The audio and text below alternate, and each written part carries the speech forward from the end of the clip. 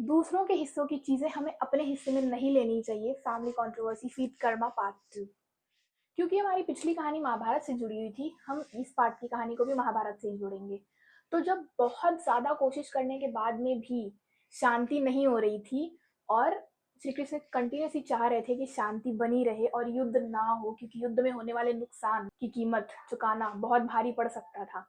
पर पांडवों की तरफ से ऐसे बहुत सारे लोग थे जो दिल से चाहते थे कि युद्ध हो, क्योंकि कौरवों ने उनके साथ भी बहुत पंगे करके रखे हुए थे। तो वो भी चाहते थे कि युद्ध हो, तो वो इस चीज पर अड़े हुए थे कि हम चाहते हैं कि युद्ध हो। उस वक्त ना श्री कृष्ण ने उनको समझाया था कि अगर आप चाहते हो युद्ध हो अपने निजी स्वार्थ के लिए, तो उसको पांडवों के हक में मत डालिए। पांडव जो लड़ने जा रहे हैं वो धर्म युद्ध है। आप अपना निजी स्वार्थ लेकर अपनी निजी रणभूमि ढूंढिए और कौरवों को निमंत्रित कीजिए। सो अपने भाग की चीजें आप पांडवों के भाग में नहीं डाल सकते हैं। अब ये कहानी हमारे अभी के टॉपिक से रिलेटेड कैसे है, फैमिली कंट्रोवर्सी।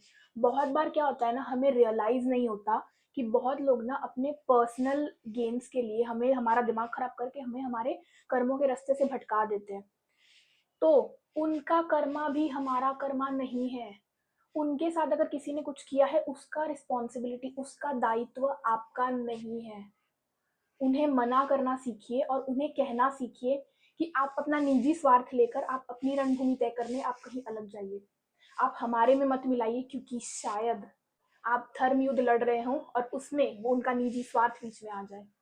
एक काफी कंट्रोवर्शियल टेक, बट वो मेरा पर्सनल अपडेट है, personal personal very personal opinion, कि जितने भी लोगों ने अपने निजी स्वार्थ के लिए युद्ध किया था ना पांडवों की तरफ से, तो भले ही वो धर्म युद्ध में थे बट वो सारे मारे गए थे। आप महाभारत रिविजिट कर लो, आपको पता चल जाएगा। पूरे सारे एपिसोड्स देख लो, आपको पता चल जाएगा जितने भी लोगों के खुद के पर्सनल रीजंस थे ना, वो सब मारे गए थे। और जिन्होंने जेन्युइनली दिल से धर्म को साक्षी मान कर ये युद्ध किया था ना, सिर्फ वही लोग थे जो एंड तक जिंदा थे।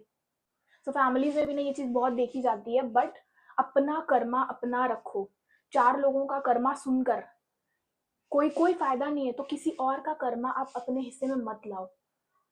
उस इंसान के साथ में जो भी हो रहा है वो उसका प्रॉब्लम है, वो हमारा प्रॉब्लम नहीं है। हम अपना कर्मा उससे नहीं जोड़ सकते। क्यों? दूसरों की चीजें हम लेंगे अपने धर्म से ज्यादा, तो हमें मानसिक तनाव के रूप में उसको चुकाना पड़ेगा। So this is episode 14 of the Karma series, Family Controversy Feet Karma। जो अपना है उसे ही अपने पास रखिए। I am CACS Anjali Soni signing off for the day. Do let me know in the comment section if you guys have any contradictory views regarding the same, and stay tuned for more. Bye.